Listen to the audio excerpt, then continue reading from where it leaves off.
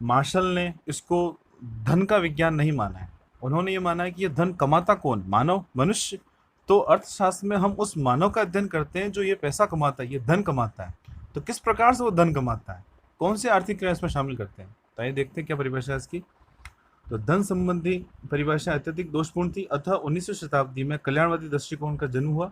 सर्वप्रथम 1890 में professor martial ने अपनी पुस्तक अर्थशास्त्र के सिद्धांत, प्रिंसिपल ऑफ इकोनॉमिक्स, ध्यान रखना मार्शल ने 1890 में बुक लिखी, कौन सी, प्रिंसिपल्स ऑफ इकोनॉमिक्स, अर्थशास्त्र के सिद्धांत में कल्याणवादी विचारधारा का प्रतिपादन किया। मतलब कल्याणवादी विचारधारा यानी उन्होंने उसको कल्याण से जोड़ दिया, मानव को बीच में लिया है, अर्थात हम उसके एक मानव का अध्ययन कर रहे हैं जो पैसा कमा रहा है, तो कहीं न कहीं हम उसके कल्याण के बारे में अध्ययन कर रहे हैं, तो इसको कल्याणवादी दृष्टिकोण से यहाँ पर उन्होंने जोड़ दिया। तो मार्शल के अनुसार अर्थशास्त्र मानव जीवन के सामान्य व्यवसाय का अध्ययन है। इसमें उनके व्यक्तिगत एवं सामाजिक क्रियाओं के उस भाग की जांच की जाती है जिसका भौतिक सुख के साधनों की प्राप्ति और उपयोग से घनिष्ठतम संबंध है। वापस पढ़ रहा हूँ, ध्यान दीजिएगा। प्रोफेसर मार्शल के अनुसार, परिभाषा कहाँ पर है, ये आपके सामने है। तो प्रोफेसर मार्शल के अनुसार अर्थशास्त्र मानव जीवन के सामान्य व्यवसाय का अध्ययन है। इसमें उनके व्यक्तिगत एवं सामाजिक क्रियाओं के उस भाग की जांच की जाती है जिसका भौतिक सुख के साधनों की प्राप्ति और उपयोग से घनिष्ठतम संबंध है। मतलब हम इसमें मानव का अध्ययन तो कर रहे हैं, पर मानव की कौन सी क्रियाओं को ले रहे हैं जिससे उसका भौतिक सुख अधिक से अधिक बढ़े, बस उन क्रियाओं को हम इसमें शामिल करते हैं। तो उनके अनुसार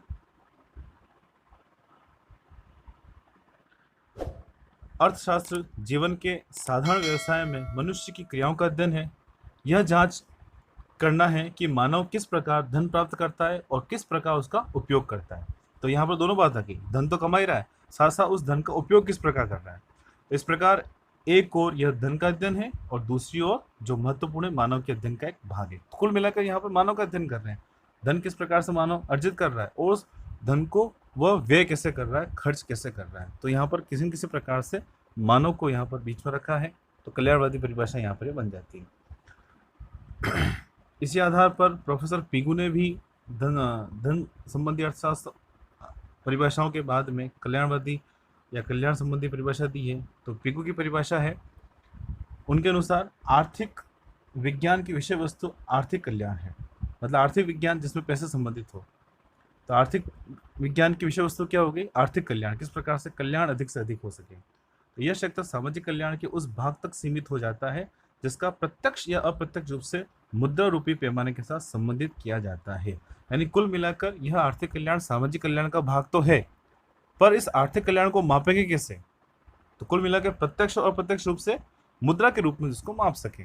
क्योंकि अब अगर हमें आर्थिक स्टैंडर्ड मतलब इकोनॉमिक स्टैंडर्ड आर्थिक स्तर को जांचना है तो हम आय के स्तर को ही लेते हैं और कौन कितना व्यय कर रहा है उसको हम लेते हैं। तो यहाँ पर पिगू ने डायरेक्टली इनडायरेक्टली प्रत्यक्ष और अप्रत्यक्ष रूप से इसको मुद्रा से जोड़ दिया है और उन्होंने ये बताया है कि समाज में जितना भी आर्थिक क्रियाएं हो रही हैं, जो भी सामाजिक कल्याण है उसमें आर्थिक कल्याण उसका सिर्फ एक भाग है।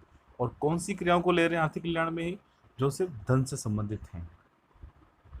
तो अब यहाँ पर मार्शल की परिभाषा की क्या विशेषताएं अपने सामने आती है वो हम देखते हैं एक करके। सबसे फर्स्ट है, सबसे प्रमुख विषय वस्तु किसको माना है, मानव एवं मानव कल्याण। क्योंकि यहाँ पर स्टडी किसकी कर रहे हैं, अध्ययन किसका कर रहे हैं, मानव का। धन कौन कमा रहा है, मानव कमा रहा है, तो उसका हम इसमें अध्ययन कर रहे हैं। फिर उसके बाद अर्थशास्त्र में सामाजिक, सामान्य एवं वास्तविक व्यक्ति का अध्ययन किया जाता है। सामाजिक मतलब जो समाज में रह रहा है, सामान्य एक नॉर्मल आदमी जो ना तो बहुत नितांत गरीब है, जो ना बहुत अमीर है, यानी नितांत गरीब होगा तो भी काम नहीं करेगा, बहुत अमीर होगा तो भी कोई कार्य नहीं करेगा। और एक वास्तविक व्यक्ति जो वास्तव में धन कमा रहा है, वास्तव में अपने परिवार को चला रहा है, वास्तव में कुछ न कुछ अपने भौतिक साधनों को बढ़ा रहा है, उन व्यक्तियों को इसमें शामिल किया है। फिर इसकी तीसरी विशेषता क्या निकलती है, अर्थशास्त्र में मानवीय जीवन संबंधी क्रियाओं का केवल साधारण व्यावसायिक पहलू का अध्ययन किया जाता है। मतलब इसमें हम कौन सी क्रियाओं को ले रहे हैं, जो सिर्फ आर्थिक क्रियाओं संबंधित हैं, जो पैसे से संबंधित हैं। जनरली मानवीय क्रियाएं बहुत सारी होती है। मानवीय क्रियाओं में क्या क्या आ जाता है, उपभोग आ जाता है, विवाह आ गए, सभी प्रकार के मांगलिक कार्य हो गए, समाज में दान हो गया, भलाई से संबंधित कार्य हो गए, तो इन सबको हम इसमें शामिल नहीं कर रहे हैं। हम इसमें सिर्फ कौन सी क्रियाओं को शामिल कर रहे हैं जो कहीं न कहीं किसी न किसी प्रकार से धन से संबंधित है। फिर अगली परिभाषा, इसमें मानव के भौतिक कल्याण के अध्ययन पर बल दिया गया है। भौतिक कल्याण, अब भौतिक कल्याण किस रूप में होगा? व्यक्ति के पास भौतिक संपदा कितनी अधिक है, उसके पास मकान, उसके पास पशु, उसके पास वाहन, उसके पास मुद्रा कितनी अधिक है, उसका अध्ययन इसमें कर रहे हैं। फिर अगली इसकी विशेषता, मुद्रा के द्वारा भौतिक एवं आर्थिक क्रियाओं को मापना संभव माना गया है। यहाँ पर भौतिक और आर्थिक क्रियाएं जो भी है उसको मुद्रा से संबंधित माना है, यानी कुल मिला के उन्हीं क्रियाओं को शामिल किया है जो मुद्रा से संबंधित है, जिसके बदले में कुछ न कुछ मुद्रा व्यक्ति को मिल रही है, उन्हीं क्रियाओं को इसमें शामिल किया है। फिर अगली परिभाषा, अगली इसकी विशेषता, इस परिभाषा में सामाजिक, भौतिक और अभौतिक, सामान्य, असामान्य आदि का वर्गीकरण किया है। मतलब इसमें बताया कि कौन सा व्यक्ति सामाजिक है, कौन सा नहीं, यानी हम उन्हीं व्यक्तियों को शामिल करते हैं जो समाज में रह रहा है, साधु संतों को उसमें शामिल नहीं कर रहे हैं।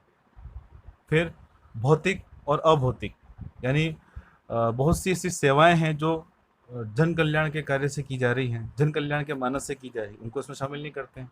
जो सिर्फ पैसा कमाने से संबंधित है उनको इसमें शामिल करते हैं। फिर सामान्य और असामान्य सामान्य क्रियाएं जो पेट पालने से रिलेटेड है, अपनी भौतिक संपदा को बढ़ाने से संबंधित है। और असामान्य क्रियाओं में जैसे कि भीख मांगना, ये क्या एक असामान्य क्रिया है, उसमें भी वो अपना पेट भर रहा है, उसमें भी वो पैसा कमा रहा है। कमा क्या रहा है? भिक्षा मांगकर अपने धन अर्जित कर रहा है, उसको हम इसमें शामिल नहीं करेंगे। तो सामान्य क्रियाओं को, जिसमें वो लाभ कमाने के उद्देश्य से, आय कमाने के उद्देश्य से कहीं न कहीं सेवा दे रहा है या कहीं कहीं किसी वस्तु का उत्पादन कर रहा है, उन्हीं को हम इसमें शामिल करते हैं। फिर अंतिम विशेषता, मार्शल के अनुसार अर्थशास्त्र सामाजिक विज्ञान है। मार्शल ने यहाँ पर अर्थशास्त्र को सामाजिक विज्ञान से जोड़ा है, क्योंकि इसमें मानव का अध्ययन किया गया है जो धन कमा रहा है, और मानव कहाँ रहता है? समाज में। तो किसी न किसी प्रकार से वो समाज से जुड़ा हुआ है, सामाजिक विज्ञान से जुड़ा हुआ है।